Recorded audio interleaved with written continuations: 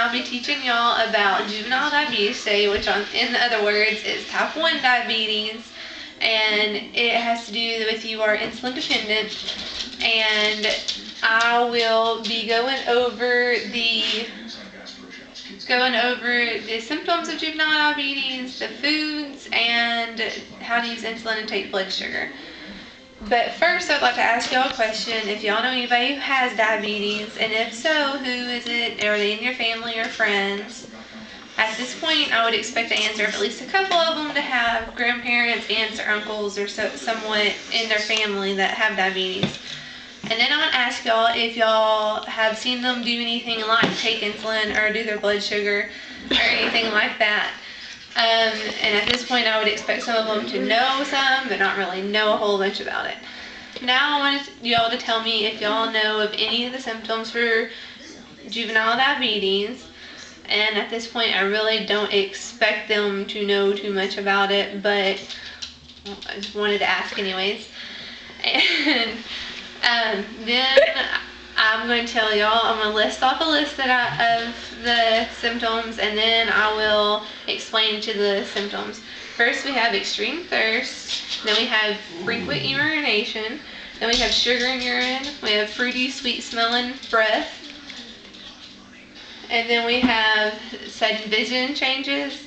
And then we have increased appetite or sudden weight loss. And then you have drowsiness or being tired all the time, and you have heavy breathing or being sleepy and unconscious or in a stupor.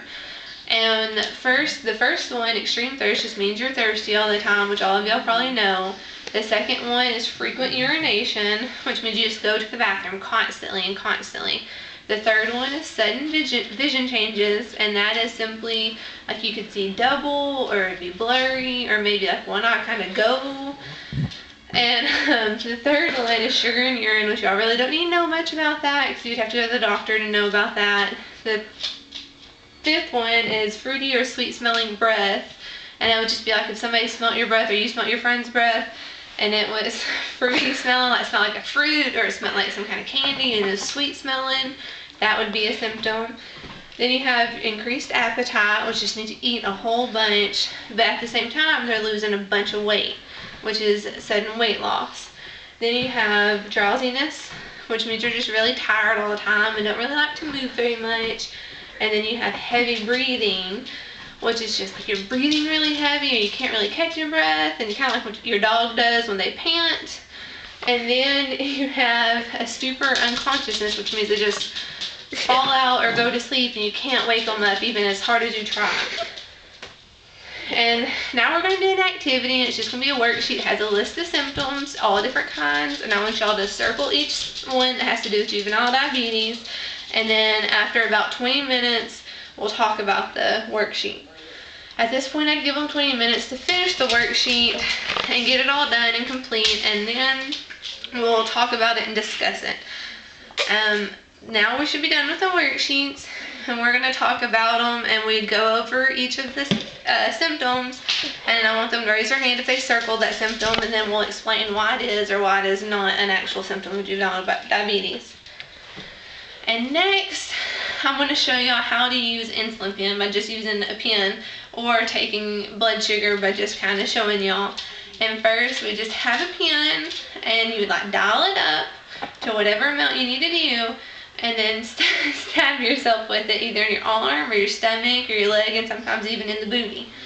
And then to take your blood sugar, we would wipe off a finger. You'd pick whatever finger you want to pick, and you'd wipe it off with alcohol, and then you'll stick it with a needle, just a little prick to make it bleed just a little bit, and then you'd have a strip and a meter and get your blood, and it would tell you your blood sugar.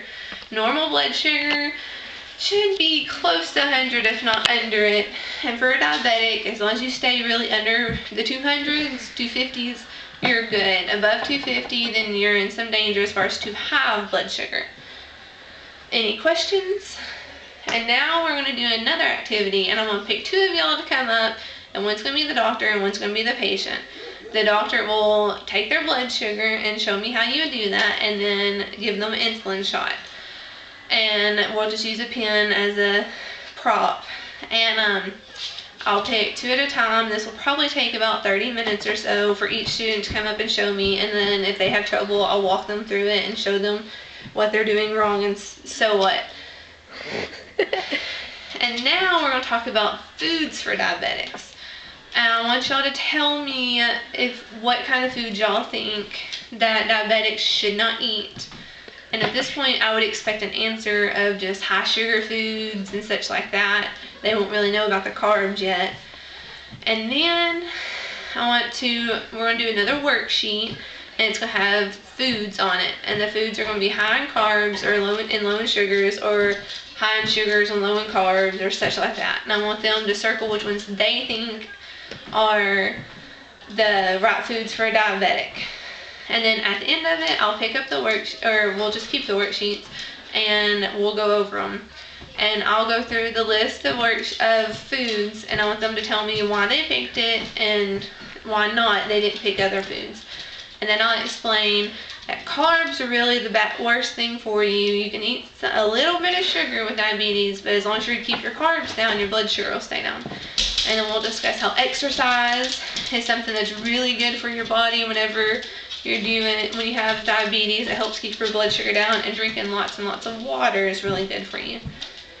And then I'll ask if there's any questions that they need to be answered, or if they have any concerns about anything. And I figure there'll probably be several questions asked about if I know about diabetes, if I have diabetes, or anything like that. And that will be the end of my lesson. But I will have used several of the multiple intelligence, at least 4 of them. And then I'll have all my references, and most of them came from the Juvenile Diabetes Research Foundation. And then we will end the class and be done with that. And by this point, they should know about the foods, they should know about the insulin and blood sugar usage, and they should know about the symptoms of diabetes. It's just kind of a quick overview of them, but they should be able to at least list them for me or tell me them, and we'll go into more detail about them through each activity and lesson. And then that's it.